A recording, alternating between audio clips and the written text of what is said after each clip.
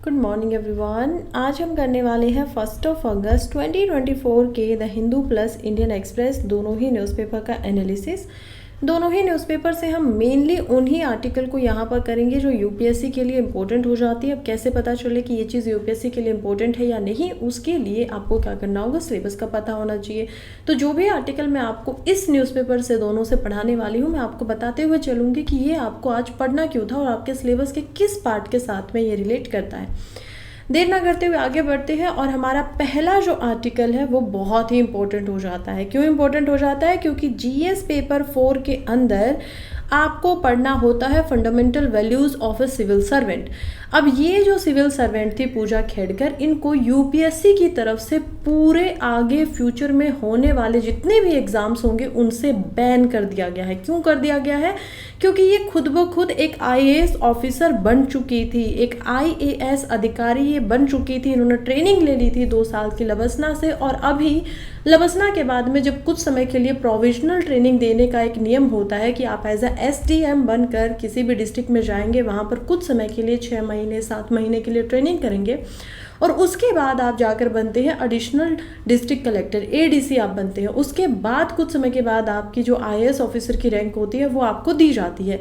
ये उसी ट्रेनिंग के पीरियड में थी। हमें देखने को मिलता है कि उस ट्रेनिंग के पीरियड के अंदर में यहाँ पर अपने लिए एक अलग ऑफिस की डिमांड करती हैं। कहती हैं कि क्योंकि मैं एक आईएएस ऑफिसर हूँ तो मैं अपनी जो प्राइवेट गाड़ी है, मेरी ऑडी गाड़ी इनके पास थी, उसके ऊपर रेड लाइट का इस्तेमाल करूँगी। मुझे अपना एक अलग से ऑफिस चाहिए। अपने जो इनसे बड़े अधिकारी थे उनसे ये ऐसी मांगे करती हैं, जिस वजह से कहीं ना कहीं उनके जो बड़े अधिकारी थे उनको इनके बिहेवियर के ऊपर थोड़ा डाउट होता है। वो क्या करते हैं, वो सामने, क्योंकि मीडिया वगैरह का तो ये कोई रूल होता नहीं है कि आप सामने आएंगे, उन्होंने अपने से जो बड़े अधिकारी हैं उनके पास इनकी शिकायत को भेजा और जब इनके ऊपर कार्रवाई शुरू हुई तब हमें समझ में आया कि इनमें तो बहुत सारी कमियां हैं। कमियां इन द सेंस कि इन्होंने तो अपना जो पूरा का पूरा यूपीएससी का एग्ज़ाम दिया है उसमें काफ़ी गड़बड़ी रखी है। क्या क्या किया है इन्होंने? अपना जो यहाँ पर पीडीडब्ल्यू का जो सर्टिफिकेट होता है, फिजिकली जो वीकनेस होती है, डिसेबिलिटी होती है, वो ज़्यादा लगाया हुआ है। इसका मतलब क्या है कि इनकी रैंक अगर कम भी आएगी, एग्ज़ाम इन्होंने दिया है, एक तो इनको क्या मिलेगी, कट ऑफ के अंदर थोड़ी सी सुविधा मिलेगी। कोई बच्चा जो यहाँ पर मान लीजिए लगभग 1080 मार्क्स के ऊपर में जाकर आईएएस बन रहा है, ये हो सकता है कि लगभग 800 मार्क्स के अंदर ही आईएएस ऑफिसर बन सकती हैं। इसके अलावा भी हम देखते हैं कि इनको रैंक के अंदर भी क्या मिलती है, छूट मिलती है। यानी कि जैसे जर्नल जो रैंक है 2023 की अभी लिस्ट जारी हुई है, जिसमें लगभग 50 तक हम देखेंगे, 50 जो नंबर है वहाँ तक अगर कोई जनरल कैटेगरी से, तो उनको आईएएस की जो जॉब है वो क्या हो रही है, अलॉट हो रही है। फिर हम देखते हैं ऐसे ही नीचे जाते हुए ईडब्ल्यूएस आता है जिसमें 250 तक की रैंक वाले को भी आईएएस मिल रहा है। फिर यहाँ पर ओबीसी आता है जिसमें ऑलमोस्ट 550 तक जिनकी रैंक है उनको मिल रहा है। और जब आप बिल्कुल लास्ट में जाएंगे, जब आप देखेंगे कि किसी ने अगर डिसेबल पर्सन का सर्टिफिकेट लगाया और उसकी डिसेबिलिटी थोड़ी बहुत ज़्यादा है, तो उनको क्या मिल रहा है, लगभग 820 रैंक लाने पर भी क्या हो रहा है, आईएएस की पोस्ट यहाँ पर मिल रही है। इनके ऊपर ये तो इल्ज़ाम लगता ही है कि इन्होंने अपना जो पूरा का पूरा टेस्टिंग था एम्स में जाकर वो नहीं करवाया। इसके अलावा ये भी इल्ज़ाम लगते हैं कि इन्होंने जितनी तय सीमा यहाँ पर है कि अगर आप ओबीसी से आते हैं, जो कि इन्होंने सर्टिफिकेट लगाया ओबीसी का, तो आप यूपीएससी के लिए केवल 9 बार ही एग्ज़ाम को दे सकते हैं। माना जा रहा है कि इन्होंने ज़्यादा बार यूपीएससी का एग्ज़ाम दिया और उसके लिए इन्होंने क्या किया, अपने पेरेंट्स तक के नाम को बदल दिया है। ऐसे ऐसे इनके ऊपर इल्ज़ाम लगे थे। फिलहाल यूपीएससी ने इनके ऊपर पूरी कार्रवाई बैठाई और केवल इन्हीं के ऊपर नहीं, जब इनके ऊपर सवाल उठे तो यहाँ पर हम देखते हैं कि बहुत सारे एस्पिरेंट ने सवाल औरों के ऊपर भी उठाए और भी ऐसे जो संगीत नज़र आ रहे थे, जिनके सोशल मीडिया लाइफ कुछ और बता रही थी और जो खुद में कुछ और लग रहे थे, उन्होंने जो सर्टिफिकेट लगाए हुए थे वो डिसेबिलिटी के लगाए हुए थे, लेकिन सोशल मीडिया के ऊपर वो काफ़ी फिट दिखाई दे रहे थे। तो इन सब सवालों ने कहीं ना कहीं यूपीएससी को भी घेरे में लेकर आया कि कैसे संदेह जो है वो यूपीएससी जैसे संस्थानों पर भी एस्पिरेंट करने लगे। अब यूपीएससी क्या करती है, इन्वेस्टिगेशन बिठाती है। अब यूपीएससी जब इन्वेस्टिगेशन बिठाती है तो वो यहाँ पर 2000 से लेकर 2024 तक जितने भी एस्पिरेंट यहाँ पर आए जिन्होंने मेंस लिखा और जितने भी अधिकारी आए, लगभग यहाँ पर 15,000 हम देखेंगे, उन सभी को एग्जामिन किया, उन सभी के सर्टिफिकेट से लेकर उन सभी की कंडीशंस को एग्जामिन किया गया और केवल एक ही ऐसा अधिकारी सामने आता है जिनके साथ में ऐसी कोई घटना घटी है। ये थी पूजा खेड़कर। फिलहाल के लिए यूपीएससी का नोटिफिकेशन बताता है कि कैसे वो आगे भी इस सिस्टम में ऐसे गलती होने से रोकेंगे। उन्होंने इवन प्राइवेट टेंडर भी निकाल दिया है कि कोई आधार कार्ड से पूरी की पूरी जो सर्टिफिकेट्स होते हैं उन सभी चीज़ों का क्या करेंगे, उसको मिलाएंगे। उनकी जो सूचना होती है स्टार्टिंग में ही एस्पिरेंट के कि वो सच में सर्टिफिकेट ठीक भी लगाया है या केवल और केवल गलत बुनियादी तौर से बना दिया गया है। यूपीएससी इस पे काम करेगी, टेक्नोलॉजी के माध्यम से हम देखेंगे, लेकिन फिलहाल के लिए इनको कर दिया गया है पूर्ण तरीके से बैन कि आगे कभी भी ये यूनियन गवर्नमेंट के किसी भी एग्ज़ाम में बैठ नहीं सकती हैं, क्योंकि इन्होंने बहुत बड़ी चीटिंग यहाँ पर की है। एक बच्चे की सीट के साथ में धोखा हुआ है, बहुत सारे जो एस्पिरेंट है जो बहुत मेहनत करते हैं उनके साथ में धोखा किया है इन्होंने, और साथ ही में अपने पूरे देश के साथ में भी धोखा किया है। आगे बढ़ते हैं और आगे बढ़ने पर मैं अब आप लोगों को समझाना चाहती हूँ कि क्या क्या ऐसी फाउंडेशनल वैल्यूज़ होती हैं जो एक सिविल सर्वेंट को हमेशा याद रखनी चाहिए, नहीं तो उनका अंजाम भी शायद कुछ ऐसा ही हो सकता है। क्योंकि आप लोग अब भविष्य में सिविल सर्वेंट बनने की तैयारी कर रहे हैं तो ज़रा अच्छे से समझ लीजिए कि क्या क्या आप लोगों को हमेशा ध्यान रखना चाहिए। कुछ होती हैं foundational values for civil servant, यानी कि ये बिल्कुल ही मूल वैल्यूज़ है, बिल्कुल ही कहते हैं ना कि मौलिक और बिल्कुल मूल यानी कि फाउंडेशन है, वो आप लोगों के लिए वैल्यूज़ हैं जो आप लोगों को हमेशा याद रखनी है और हमेशा इनको निभाते हुए आगे बढ़ना है। इसमें सबसे पहली जो वैल्यू है वो है ऑब्जेक्टिविटी। ऑब्जेक्टिविटी यानी कि आप हमेशा ऑब्जेक्टिव तरीके से सोचेंगे, आप किसी के साथ में पक्षपात नहीं करेंगे, हमेशा ऑब्जेक्टिव रहेंगे, इम्पार्शियल रहेंगे, किसी के साथ में कोई भेदभाव नहीं करेंगे, कोई भी चीज़ को हमेशा खुद के साथ रिलेट करके नहीं देखेंगे कि मान लीजिए आपके डिस्ट्रिक्ट में कोई केस हो रहा है रिगार्डिंग रिलीजन, कुछ ऐसा हो रहा है तो उससे कोई फ़र्क नहीं पड़ना चाहिए कि आप किस धर्म से किस जाति से आते हैं।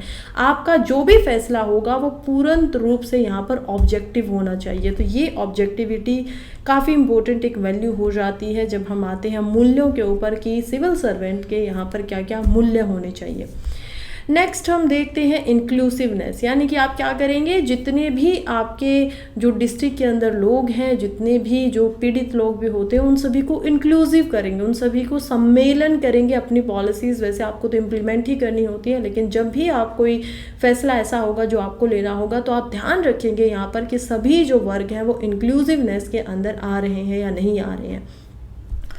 बहुत इंपॉर्टेंट थर्ड वैल्यू जो इम्पोर्टेंट हो जाती है वो है इम्पार्शियलिटी। आप किसी के साथ कोई भेदभाव नहीं करेंगे, डेडिकेशन रखेंगे पूरा का पूरा पब्लिक सर्विस के साथ में, एक्सीलेंस दिखाएंगे, प्रोफेशनलिज्म दिखाएंगे। ऐसा नहीं करेंगे कि अभी आप एक ट्रेनी है, एक अधिकारी बने नहीं है, लेकिन आपको सुविधाएं अभी से ही पूरी की पूरी क्या चाहिए, एक अधिकारी वाली चाहिए, तो ऐसा नहीं होना चाहिए। प्रोफेशनलिज्म आपके अंदर झलकना चाहिए। आप एक प्रोफेशन में काम करने जा रहे हैं, उसकी मर्यादा को आपका यहाँ पर उसको पूरे तरीके से ढंग से इस्तेमाल करना आपका अधिकार भी बनता है और आपको इसका काम करना भी चाहिए।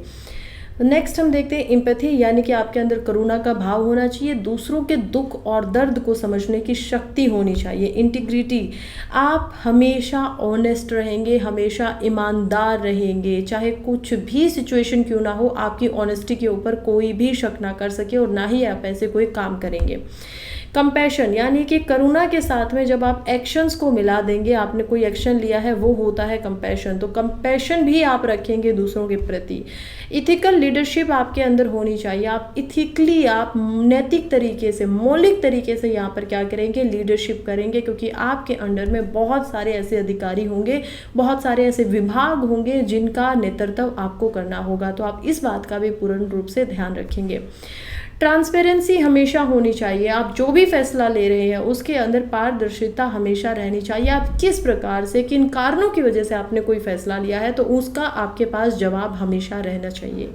टॉलरेंस होना चाहिए। टॉलरेंस यानी कि आपके अंदर सहन करने की क्षमता होनी चाहिए। टॉलरेंस एक बहुत ही अच्छा गुण होता है। ज़रूरी नहीं है कि दूसरा इंसान जो आपसे विपरीत सोच रखता है कि वो हमेशा गलत ही हो, या फिर अगर गलत है भी तो ये भी ज़रूरी नहीं है कि आपकी जो प्रतिक्रिया होगी वो हमेशा यहाँ पर हिंसात्मक तरीके से हो। आपको शायद कोई प्रतिक्रिया देने की ज़रूरत भी ना पड़े, आपको देनी भी नहीं चाहिए। तो आपको ध्यान रखना है कि आप चीज़ों को टॉलरेंट कर सकते हैं। एक बहुत ही इम्पोर्टेंट गुण हो जाता है ये किसी भी इंसान के अंदर। वैसे तो ये वैल्यूज़ ऐसी हैं जो समाज में हर किसी व्यक्ति के अंदर होनी चाहिए, लेकिन जब बात कर रहे हैं यहाँ पर सिविल सर्वेंट की, तो उनके अंदर इनकी जो नीड है, इनकी जो ज़रूरत है वो और भी ज़्यादा बढ़ जाती है। अकाउंटेबिलिटी यानी कि आपको जिम्मेवार होना पड़ेगा। आप अगर कोई काम कर रहे हैं तो उसके प्रति उसकी जिम्मेवारी का भी पूरा का पूरा जो हक होगा वो आपका ही होगा। आपको जिम्मेवार रहना पड़ेगा, जिम्मेवारिता यहाँ पर होगी। करेज ऑफ कन्वेंशन यानी कि आप कुछ भी करने का आपके अंदर साहस होना चाहिए, मनाने का। आप कोई फैसला ले रहे हैं तो आपको पता होना चाहिए कि क्यों आप वो फैसला ले रहे हैं। हो सकता है कि जब आप सिविल सर्वेंट बनेंगे तो आपके ही एक बहुत छोटा एग्जांपल मैं आप लोगों को देना चाहती हूँ कि कोई भी जब सिविल सर्वेंट बनता है तो उनके लिए बड़े शादी वादी के ऑफर आते हैं बाद में, और दहेज उनको लगातार गिफ्ट के रूप में देने की कोशिश की जाती है। अब मान लीजिए कि आपके पेरेंट्स आपके बिल्कुल खिलाफ हो गए, वो कह रहे हैं कि हमें तो दहेज लेना है, लेकिन आपके अंदर करेज ऑफ कन्वेंशन होना चाहिए कि ये लेना अगर गलत है तो गलत है, इसमें कोई फिर इफ बट नहीं होगा। तो आपको समझाना होगा और आपका जो फैसला होना चाहिए वो बिल्कुल और बिल्कुल अडिग रहना चाहिए। ये भी होता है इसके अंदर। नेक्स्ट होता है respect for the rule of law. जब लॉ में, कानून में ये बात लिखी गई है कि ट्रेनी अधिकारी को अलग से कोई ऑफिस नहीं दिया जाएगा, डिपेंड करता है स्टेट गवर्नमेंट के ऊपर, तो आपका इस पर कोई सवाल उठाने का मकसद यहाँ पर बनता ही नहीं है, सवाल उठना ही नहीं चाहिए। तो आपको हमेशा रूल ऑफ लॉ जो है, जो भी कानून बना हुआ है उसके प्रति इज्जत रखनी चाहिए, रिस्पेक्ट रखनी चाहिए। यहाँ पर हमें समझ में आता है कि आप क्या करेंगे, स्टीवर्डशिप दिखाएंगे पब्लिक रिसोर्सेज की तरफ। पब्लिक रिसोर्सेज पब्लिक के लिए है, केवल आपके लिए नहीं है। तो आपको ध्यान रखना है कि एक भी पैसा आपके सामने, आपको बहुत सारी ऐसी चीज़ें होंगी जो पब्लिक के ऊपर यहाँ पर लगानी होंगी, तो कोई भी जगह पर कोई भी चीज़ खराब ना हो जाए, इस चीज़ की पूरी पूरी जिम्मेवारी आपकी हो और इसके प्रति पूरा पूरा सहानुभूति आपको रखनी चाहिए। आपको समझना चाहिए कि public resources are very important, तो आप उन्हीं तरीके से उनको क्या करेंगे, इस्तेमाल में लेंगे। अगेन आई थिंक यहाँ पर सारी की सारी फंडामेंटल वैल्यूज़ हमने कवर कर ली है। कुछ नॉर्मल वैल्यूज़ भी होती हैं जो फंडामेंटल नहीं है लेकिन होनी चाहिए, जैसे कि ऑनेस्टी, आपको हमेशा ईमानदार रहना है। इसके अलावा आपको हमेशा पंक्चुअल रहना चाहिए। आप क्या करेंगे, समय पर आते जाते हो, आप नियमबद्ध रहें। ये सारी कुछ ऐसी अधिक और वैल्यूज़ हैं जो अगर आपके अंदर हैं तो और भी अच्छी बात है, और भी अच्छा आप जो नेतृत्व है वो कर पाएंगे। लेकिन ये जो सभी के सभी मूल्य मैंने अभी आप लोगों को बताए, ये तो हमेशा के लिए एक नीड है, एक ज़रूरत है एक सिविल सर्वेंट के अंदर होने की, क्योंकि अगर नहीं होंगे तो रिजल्ट जो अभी सामने आ रहा है वैसे ही कुछ रिजल्ट आगे भी आएगा। हालांकि यूपीएससी ऐसी गलती दोबारा नहीं करेंगे, मुझे पूरा पूरा विश्वास है इस संस्था के ऊपर, इस इंस्टीट्यूशन के ऊपर। लेकिन अगर आप लोग भी इस संस्था का भाग बनना चाहते हैं, आप लोग भी अपनी पहचान लिखवाना चाहते हैं यूपीएससी के साथ में, तो आप लोग अभी से अपने अंदर ये जो वैल्यूज़ मैंने बताई हैं इनको अभी से अडेयर करना शुरू कर दीजिए। अभी से अपने अंदर इनको लाना शुरुआत इसकी हो जानी चाहिए। आगे बढ़ते हैं और प्रैक्टिस क्वेश्चन देखते हैं प्रीलिम्स के लिए। सवाल कहता है कि डार्क ऑक्सीजन जो आजकल खबरों में आ रही है वो क्या है, जल्दी से मुझे इसका आंसर बताइएगा। ऑप्शन ए कहता है कि एक ऐसी टर्म है जो कि बताती है कि ऑक्सीजन की एब्सेंस है, यानी कि अनुपस्थिति है डार्क मैटर रीजन्स के अंदर में। दूसरा ऑप्शन कहता है a type of oxygen found only in high altitude mountain region, यानी कि ऊंचाई की जो जगह होती है केवल वहीं पे जो ऑक्सीजन पाई जाती है उसको डार्क ऑक्सीजन बोला जाता है।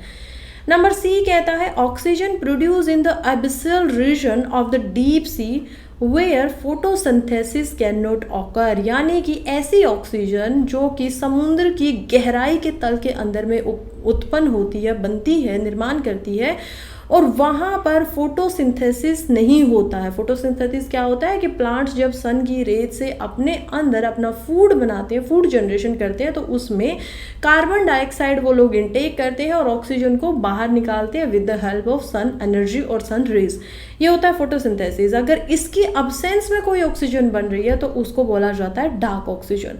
Number D is saying that oxygen trapped in icebergs and release during melting, यानी कि जो आइसबर्ग होते हैं उनके अंदर जो ऑक्सीजन ट्रैप होती है और जब वो मेल्ट करते हैं, पिघलते हैं, तब जो ऑक्सीजन रिलीज होती है उसको डार्क ऑक्सीजन बोला जाता है।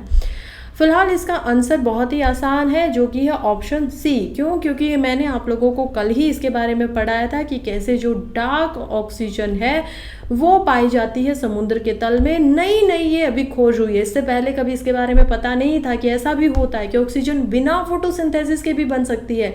लेकिन अब समझ में आया कि कुछ ऐसे मटेरियल हैं जो कि थोड़े पॉलीमेटेलिक मटेरियल है, जो कि समुद्र की गहराइयों में पाए जाते हैं, जहाँ तक सूर्य की किरणें नहीं पहुँच पाती हैं, पूरा अंधेरा वहाँ पर है, और अंधेरा है तो उसी से इसका नाम जो है वो पड़ गया है डार्क ऑक्सीजन। आगे बढ़ने से पहले आपको बता दूं कि अगर आपको ये जो वीडियो आप देख रहे हैं इसकी पीपीटी या फिर पीडीएफ के रूप में नोट्स, जो कि मेंस के लिए क्या होते हैं, इंपॉर्टेंट होते हैं, अगर वो आपको चाहिए हो तो आप ज्वाइन कर सकते हैं मेरे टेलीग्राम चैनल को, जिसका लिंक आपको कमेंट बॉक्स में भी मिल जाएगा, या फिर आप इस हैंडल से जाकर यहाँ पर इसको सर्च करके टेलीग्राम पे भी ज्वाइन कर सकते हैं। नेक्स्ट इंपॉर्टेंट आर्टिकल की तरफ बढ़ते हैं, जो कि है 122 dead as landslide flatten Wayanad villages. देखिए, अब डिस्ट्रिक्ट का नाम हो सकता है कि मैं गलत प्रोनाउंस करूं, क्योंकि ऑब्वियसली केरला राज्य की ये डिस्ट्रिक्ट है, वहाँ पर प्रोनाउंसिएशन कुछ और तरीके से हो सकती है। लेकिन ये जो वायांड डिस्ट्रिक्ट है इसमें हो गई है लैंडस्लाइड। लैंडस्लाइड क्या हो गया? भूस्खलन, यानी कि धरती जो थी, लैंड जो था एक जगह पर होता था, यहाँ पर एक हिली एरिया था, इस हिल के ऊपर से कुछ जमीन के जो भाग थे वो स्लाइड करना शुरू कर देते हैं, नीचे की तरफ आना शुरू हो जाते हैं, और नीचे की तरफ आने की वजह से लगभग 122 लोगों की डेथ जो है वो हो चुकी है केरला के अंदर। अभी तक लगातार 36 से ज़्यादा लोगों की बॉडी को रिट्रीव कर लिया गया है, निकाल लिया गया है। रेस्क्यू डॉग्स के साथ में टीम यहाँ पर लगी हुई है कि कैसे उनको जो मिट्टी से नीचे मलबा बना हुआ है वहाँ से बाहर निकाला जाए, जो वहाँ पर ट्रैप हो चुके हैं। बहुत सारे गांव में ये पहुंच गया है, लेकिन इसके पीछे कारण क्या था? कोई भी घटना ऐसे ही तो नहीं हो जाती है, उसके पीछे कोई ना कोई कारण तो हमेशा रहता है।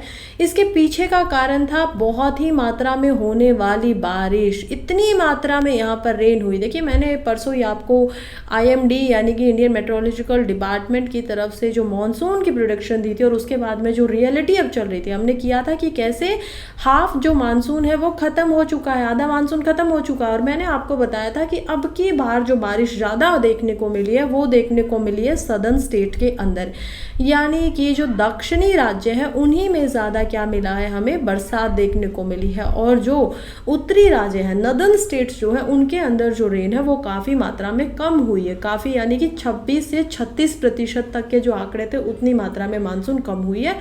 Due to low pressure, Bay of Bengal में प्रेशर जो था वो कम बना है, ज़्यादा बनना चाहिए था। मणिपुर जैसे राज्यों में, मेघालय जैसे राज्यों में जहाँ पर बरसात बहुत ज़्यादा होती है, बल्कि वर्ल्ड में सबसे ज़्यादा होती है मेघालय के अंदर, वहाँ पर भी अब की बार बरसात का जो लेवल था वो कम देखने को मिला। लेकिन तमिलनाडु, तेलंगाना, केरला, यहाँ पर काफ़ी ज़्यादा बरसात जो है वो देखने को मिली है। अब उसी बरसात के अंदर हम देखेंगे कि कैसे ये जो आप हिली एरिया पीछे देख रहे हैं वहाँ से लैंडस्लाइड हो जाती है, जिसमें लगभग 122 लोगों की यहाँ पर मौत की पुष्टि अभी कर दी गई है। आगे पता नहीं है, शायद ये आंकड़े बढ़ भी सकते हैं। अभी देखते हैं कि इसके पीछे क्या क्या कारण होते हैं, थोड़ा और इसको डीप में जाकर समझते हैं कि लैंडस्लाइड एक्चुअली में होती क्या है। देखिए, रिसेंटली अगर मैं लैंडस्लाइड की बात करूं तो यहाँ पर हमने देख लिया है कि लैंडस्लाइड क्या होती है, लेकिन इंडिया में कौन कौन से ऐसे रीजन्स हैं जहाँ पर लैंडस्लाइड होने की पूरी संभावना रहती है।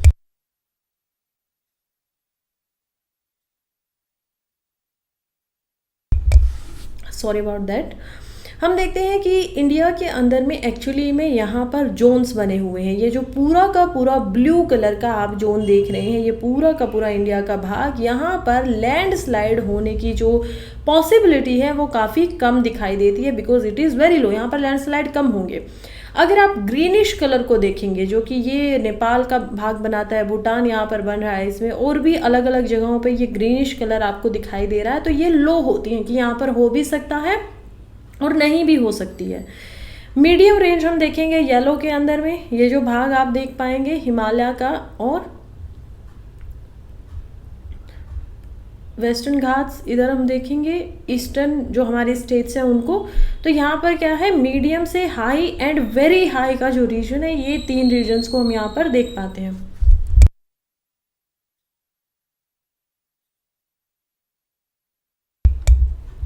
सॉरी, शायद मेरे गले में कुछ प्रॉब्लम हो रही है, लेकिन हम रुकते नहीं हैं, आगे बढ़ते हैं। हम देखते हैं कि कैसे लैंडस्लाइड जो होती है वो हो रही है। देखिए, जो ये एरिया है यहाँ पर होता है रप्चर यानी कि बहुत सारी जो बारिश का पानी है वो लगातार ज़मीन के अंदर जा रहा है, लगातार नीचे पेनिट्रेट कर रहा है। ज़मीन यानी कि मिट्टी जो है वो क्या हो रही है, लगातार थोड़ा सा ढीली हो रही है। अब ये जब एकदम से ढीली हो ही जा रही है और जब एक बड़ा भाग नीचे की तरफ आता है, यानी कि इसको यहाँ तक रहना चाहिए था, लेकिन जब ये यहाँ तक आने लग जाता है तो ये हो जाता है लैंडस्लाइड का जोन। यहाँ पर नीचे इस एरिया के अंदर जो भी इसकी चपेट में आया होगा वही चीज़ें या तो बिल्कुल पूर्ण कैसे उनका जो रिजल्ट था वो अच्छा नहीं रहा होगा। हम देखते हैं कि लैंडस्लाइड जो होती हैं वो मोस्टली अलग अलग रीजन्स में होती है और अलग अलग कारणों की वजह से होती है। जैसे कि नेचुरल फिनोमिना हम देखेंगे कि कैसे बारिश की जो बूंदें हैं वो पेनिट्रेट कर रही हैं नीचे, saturation of water in the soil में जब यहाँ पर पानी है तो यहाँ से क्या हो सकता है, लैंडस्लाइड हो सकती है। इसका दूसरा भी एक नेचुरल कारण है जो कि है अर्थक्वेक, यानी कि यहाँ पर अगर भूकंप आ जाए तो भी लैंडस्लाइड हो सकती है, अगर उसके जो वाइब्रेशन है वो ज़्यादा निकल कर आए, वेव्स ज़्यादा निकल कर आए। फिर अगर जो ये स्टीप स्लॉप्स होते हैं यहाँ पर लगातार हम देखेंगे वेव्स और जो रिवर्स होती हैं वो भी क्या कर देती है, इसको कमज़ोर बना देती है, जिसकी वजह से कुछ जो पार्ट होता है ज़मीन का वो खसकता ही रहता है।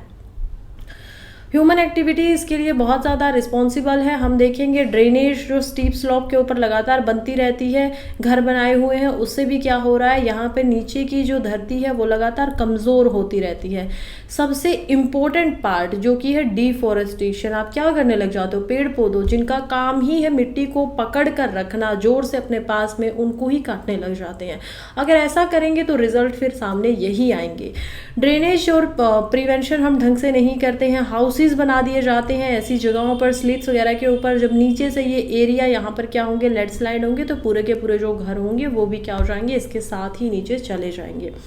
ऐसे केसेस आप उत्तराखंड में भी ज़्यादा देख पाएंगे कि उत्तराखंड में कैसे पहाड़ियों पे स्लॉप्स के साथ में क्या बना दिए गए हैं, घर या ढाबे या जो टूरिज़्म के लिए यहाँ पर होटल्स होते हैं उनको बहुत ज़्यादा बढ़ा दिया गया है, जिसकी वजह से हमें जो लैंड है उसके ऊपर बहुत ज़्यादा प्रेशर दिखाई देता है। प्रेशर ज़्यादा जैसे जैसे होगा तो वहाँ पर लैंडस्लाइड की जो दुर्घटना है उसके होने के चांसेस भी बढ़ जाते हैं। अब लैंडस्लाइड का फिर से ये एक मैं 3D में आप लोगों के लिए फ़ोटो लेकर आई हूँ, जिसमें ऊपर से बारिश हो रही है। यहाँ से जो लैंड था पानी के साथ में मिलकर वो इतने भाग तक को यहाँ पर क्या करा है, अपने अंदर पूर्ण तरीके से धंसा रहा है। यहाँ पर जो नेशनल डिजास्टर मैनेजमेंट की टीम है वो, और यहाँ पर जो डॉग्स हैं वो नीचे आप देखेंगे कि कैसे कुछ लोग हैं जिनकी बॉडी बुरी हो गई हैं इस पूरी की पूरी घटना में, उनको ढूंढने की कोशिश यहाँ पर की जा रही है।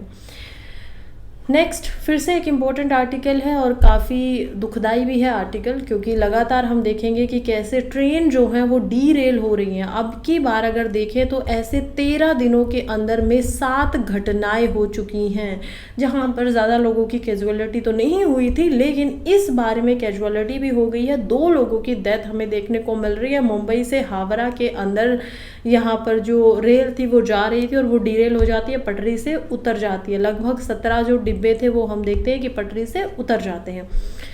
अब देखिए बहुत सारी कंपनसेशन दे दी गई है, सब कुछ दे दिया गया है, लेकिन इन रियलिटी में जो बात यहाँ पर है वो ये है कि कब तक ऐसा होता रहेगा, राइट। हम कितनी बार पढ़ चुके हैं, इसी साल में बहुत 2 बड़े बड़ी घटनाएं हो चुकी है। ओडिशा के अंदर भी काफ़ी सारे लोगों की डेथ होती है। अब हम कुछ दिनों पहले, 1 महीने पहले भी मैंने आप लोगों को ऑलमोस्ट समझाया, जुलाई में भी मैंने आप लोगों को कवच सिस्टम क्या होता है, रेलवे की जो ये दुर्घटना है इनके प्राइमरी रीजन्स क्या है, मेंस के पूरे नोट्स बनाकर आप लोगों के साथ में मैंने टेलीग्राम के ऊपर शेयर किए थे, ये पूरा टॉपिक डिटेल में समझाया था। अब लगातार यहाँ पर कोई सोल्यूशन दिखाई दे नहीं रहा है। ये ऐसी घटनाएं हो तो रही हैं लेकिन सोल्यूशन दिखाई नहीं दे रहा है। मैंने आप लोगों को समझाया था कि कैसे 3-3 कमेटी भी बिठाई गई थी, इन कमेटी के अलग अलग सॉल्यूशंस आए थे, जिसमें से एक सॉल्यूशन ये भी था कि देखिए इनके लिए एक अलग से काउंसिल होनी चाहिए, बॉडी होनी चाहिए जो यहाँ पर एक्सीडेंट्स को ही क्या करें, ढंग से देखें, क्योंकि 4-5 ही कारण हैं जिनकी वजह से एक्सीडेंट होती है।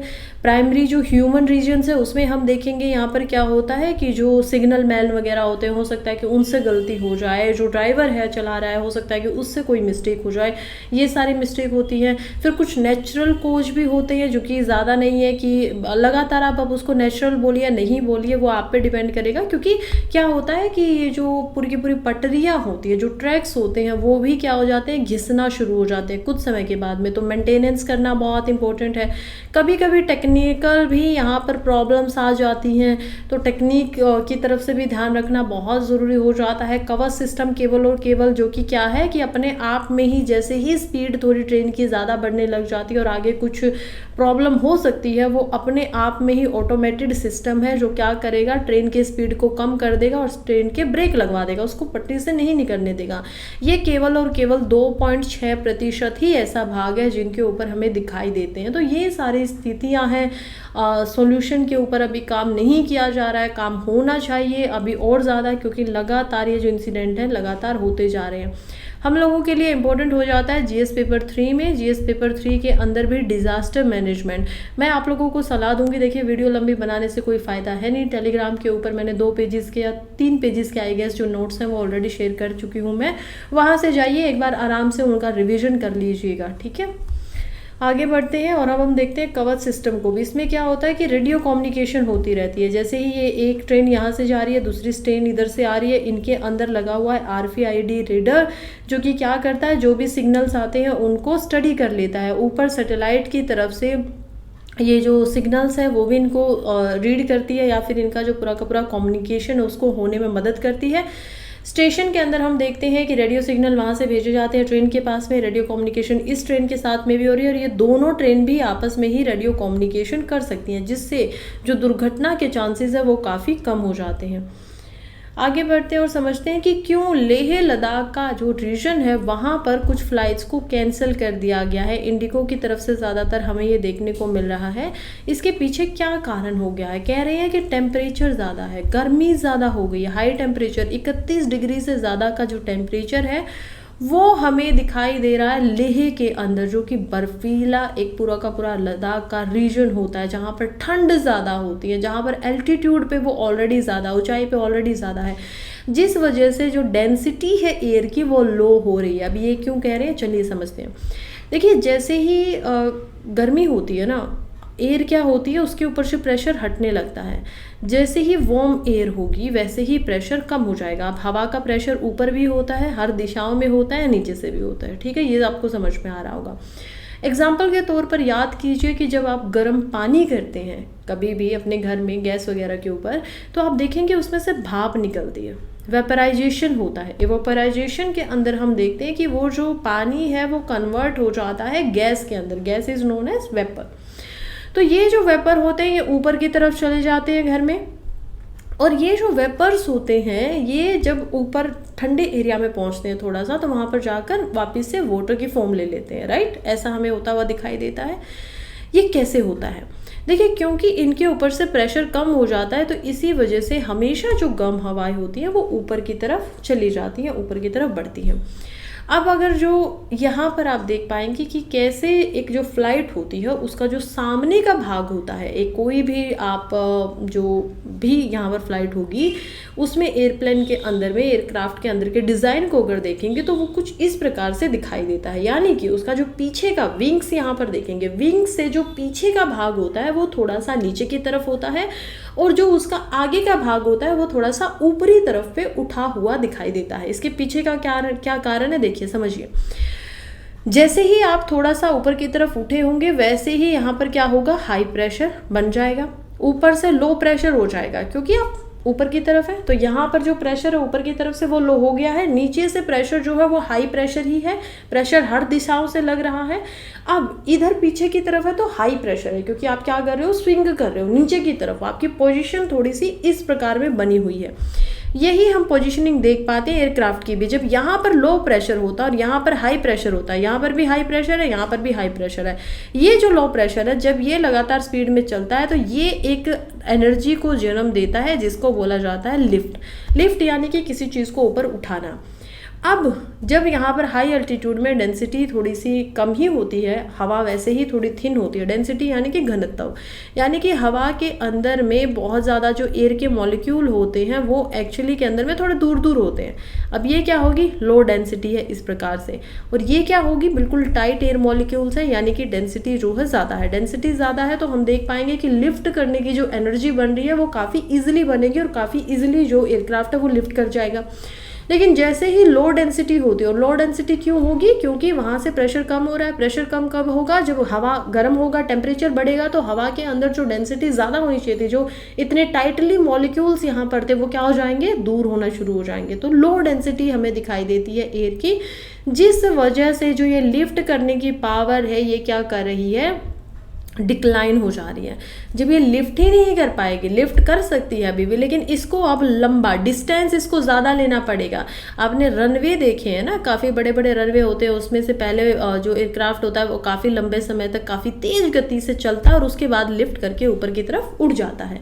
यहाँ पर क्योंकि एल्टीट्यूड के एरिया हैं, शॉर्ट हम जो रनवे होते हैं उनको देख पाएंगे, बहुत लंबे रनवे नहीं होते हैं, जिसकी वजह से यहाँ पर जो फ्लाइट्स है उनको क्या करना पड़ रहा है, डिले करना पड़ रहा है। खैर फिलहाल आपको जस्ट एक सिस्टम को समझना था। अगर प्रीलिम्स में ऐसा कोई सवाल आता है तो इसमें यही आपकी बात होगी कि अगर एयर की जो डेंसिटी है वो लो होती है तो जो लिफ्ट बनाने के लिए, किसी भी चीज़ को ऊपर उठाने के लिए एनर्जी चाहिए होती है, वो भी क्या करेगी, वो भी कम हो जाएगी।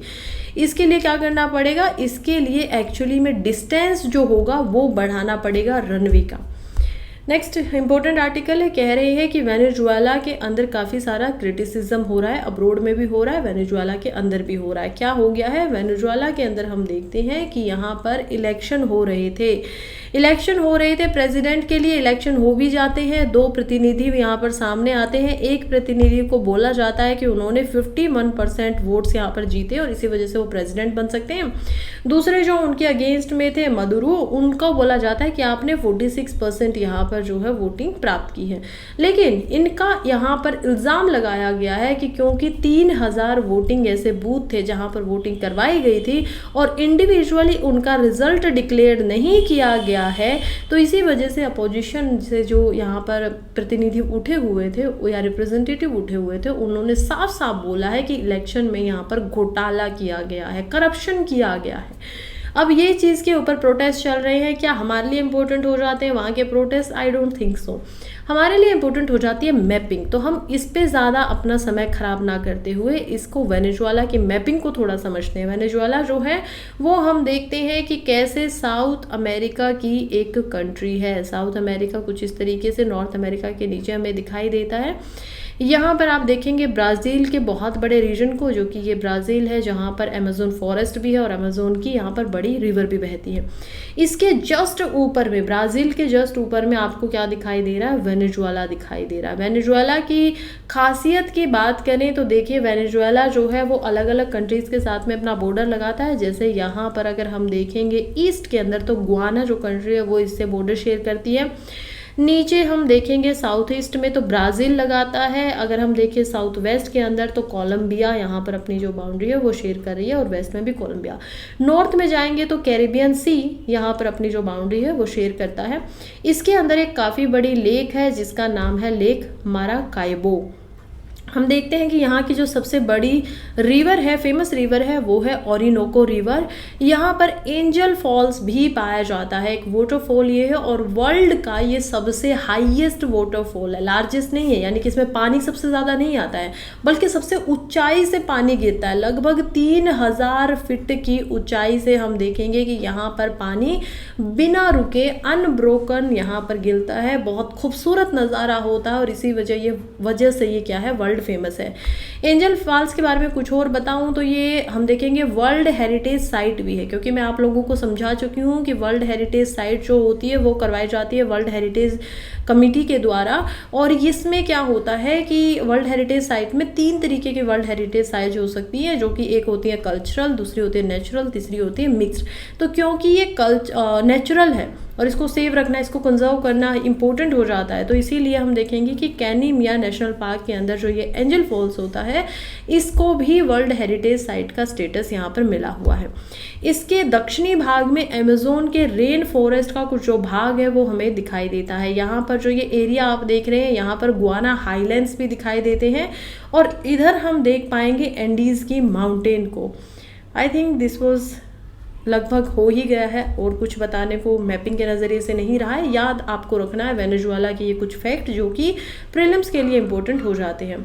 फिलहाल ये कुछ फोटोज़ हैं एंजल फॉल्स के। देखिए कितनी ऊंचाई से जो पानी है वो लगातार नीचे गिर रहा है। इवन आप देख पाएंगे यहाँ पर क्लाउड्स को भी, और ये सुंदर नज़ारा तो वैसे हो ही जाता है क्योंकि एक पहाड़ है और उस पहाड़ पे से आप देखेंगे कि कैसे यहाँ पर पानी जो है नीचे आ रहा है, और यहाँ पर हम क्या देख पाते हैं, क्लाउड्स वगैरह को भी देख पाते हैं। और ये क्योंकि थोड़ा गर्म होता है तो इसकी वजह से इसमें से भाप भी निकलती है पानी से। तो ये एंजल फॉल्स है।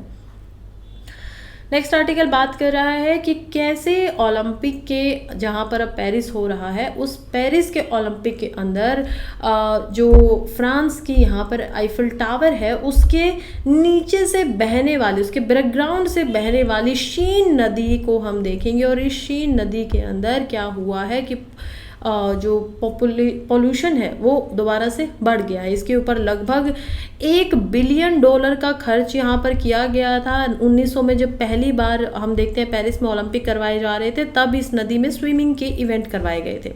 इस बार भी इसको स्विमिंग के लिए ठीक बनाने के लिए $1 बिलियन का इस पर इन्वेस्टमेंट किया गया। लेकिन अब फिर से इसमें जो बैक्टीरिया ई कोली है वो एक्चुअली में बढ़ गया है। क्यों बढ़ गया है? क्योंकि हम देखेंगे यहाँ पर हैवी रेन्स हुई हैं, और हैवी रेन्स की वजह से ये जो बैक्टीरिया है ये हमें यहाँ पर दिखाई दे रहा है बढ़ते हुए। इसके अलावा ये जो पूरी की पूरी नदी है और ये जो पेरिस का ये पूरा स्ट्रक्चर यहाँ पर बसा हुआ है, इसमें सीवियज के लिए, जब सीवियज होता है तो वो कनेक्ट हो जाते हैं एक ही जगह पर। यहाँ पर जो $1 बिलियन का खर्चा किया गया था पेरिस ओलंपिक के होने से पहले ताकि यहाँ पर इवेंट्स दोबारा से करवाए जा सके, उसमें इसी चीज़ को ध्यान में किया गया था कि अगर हैवी रेन आ जाती है तो ये ओवरफ्लो ना हो। आगे बढ़ते हैं और देखते हैं नेक्स्ट आर्टिकल को, जो कि बात कर रहा है India's open ecosystem facing an unusual threat encroaching trees. देखिए कह रहे हैं कि कैसे यहाँ पर इंडिया का जो ओपन इकोसिस्टम है उसको क्या हो रहा है, ट्रीज की वजह से खतरा हो रहा है। क्या क्या बोला मैंने? आप लोग सोच रहे होंगे कि कैसे ट्रीज की वजह से खतरा किसी चीज़ को कैसे हो सकता है। पेड़ पौधे वो तो हमारे लिए बहुत इंपॉर्टेंट है ना। क्लाइमेट चेंज हो रहा है हमारे लिए, अभी अभी मैंने आप लोगों को समझाया लैंडस्लाइड के अंदर डिफॉरेस्टेशन का भी एक रोल होता है। तो ये कैसे किसी चीज़ के लिए खतरनाक बन सकते हैं, खतरा बन सकते हैं? देखिए इस सवाल का जवाब इसी में छुपा हुआ है कि ये खतरा तो है, लेकिन ये खतरा है ग्रास लैंड के लिए। ग्रास लैंड यानी कि घास के मैदानों के लिए। जब वहाँ पर ज़्यादा वुडी ट्रीज बनने शुरू हो जाते हैं, जो कि हो सकता है खुद में बनना शुरू हो जाए, हो सकता है कि जो गवर्नमेंट्स है वो इसको इम्प्लीमेंट करे, तो वहाँ की वजह से जो ग्रास होता है वो क्या होगा, कम होना स्टार्ट हो जाएगा ऑटोमेटिकली। उसके पास में ना ही तो शेडो हो जाएगी, इतनी जो सन की रेज है वो उतनी पहुँच पाएंगी जितनी उनको ज़रूरत होती है। वहाँ पर रेन वगैरह जो होगी, जितना उनको पानी चाहिए वो भी ट्रीज़ के द्वारा सोख लिया जाएगा। नीचे से भी हम देखेंगे कि जड़ें जो होती हैं ट्री की वो उनको वुडी की वजह से जो ग्रास है उसको उगने में कम कर देंगी। तो ये एक खतरा दिखाई दे रहा है। अब इसके लिए हमें देखना पड़ेगा कि कौन कौन से ग्रासलैंड है वर्ल्ड की। देखिए अगर मैं आपको बताऊं यहाँ पर नॉर्थ अमेरिका के अंदर, तो हम देख पाएंगे प्रेरीज को। यहाँ पर ये जो प्रेरी होती हैं इनकी घास के मैदान होते हैं, अलग अलग आइलैंड पे अलग अलग इनके जो आकार हैं, इनकी जो करेक्टरिस्टिक्स हैं उनके अकॉर्डिंगली इनको नाम दिए गए हैं। अगर हम आते हैं साउथ अमेरिका में, तो यहाँ पर हम देख पाते हैं लनोस को, कंपास जो कि वेनेजुएला, यहाँ पर वेनेजुएला का एरिया, ये ब्राज़ील का एरिया है। इसके सबसे नीचे होता है पंपास। अब हम ये अर्जेंटीना का एरिया है बाय द वे, अगर आप इसको पॉपुलेशन या जो पॉलिटिकल मैप होता है उसमें समझते तो। अब हम अफ्रीका में आते हैं, तो अफ्रीका के जो मैदान होते हैं घास के उनको अफ्रीकन सवाना के नाम से जाना जाता है। नीचे का जो एरिया है उसको वेल्ड भी बोला जाता है। यूरोप में जो मैदान होते हैं, ग्रासलैंड्स होते हैं, उनको पुश्ताज बोला जाता है। और एशिया के अंदर स्टीपीज़ हम ज़्यादा देख पाते हैं, तो स्टीपी के ही मैदान होंगे।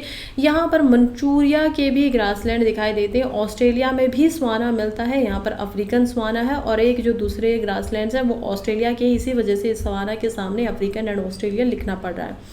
ऑस्ट्रेलिया में हम डाउन्स को भी देख पाते हैं। तो ये अलग अलग घास के मैदान है जिनमें ट्रीज़ को क्योंकि ज़्यादा तरीके से जो गवर्नमेंट्स वगैरह वो इम्प्लीमेंट कर रही है, जिसकी वजह से इनका खतरा हो रहा है।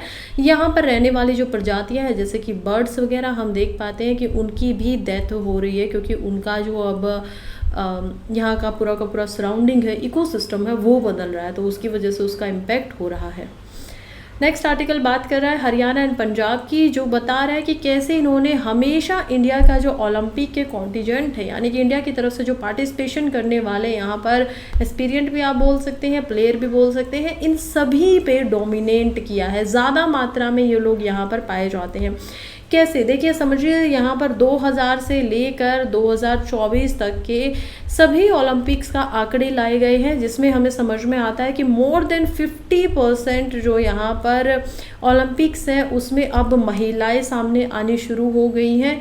और हम देखते हैं कि 26 से 28% केवल और केवल हरियाणा के ही ऐसे खिलाड़ी होते हैं जो क्या करते हैं, ओलंपिक में अपने आप को रिप्रेजेंट करते हैं।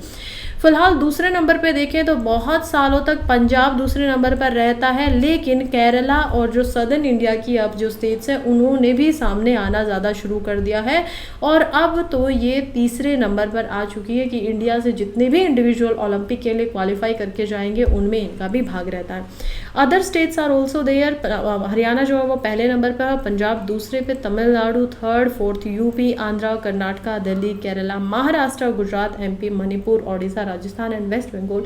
ये कुछ ऐसी स्टेट्स हैं जहाँ से 4%, 2% ऐसे करके जो खिलाड़ी हैं वो जाते हैं। बात करें तो जो सबसे ज़्यादा गेम खेले जाते हैं, देखिए यहाँ पर जूडो जैसे जो गेम है वहाँ पर महिलाएं ज़्यादा जाती हैं, लगभग 86% तक फीमेल्स पार्टिसिपेशन हम देखेंगे, और मेल जो होते हैं वो 14% तक ही इसमें देखे गए हैं।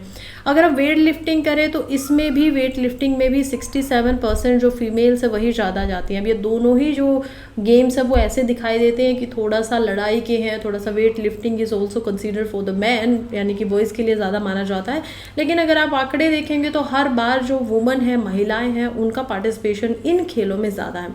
मैन की बात करें तो मैन जो है वो बॉक्सिंग के अंदर हमें महिलाओं से ज़्यादा दिखाई देते हैं।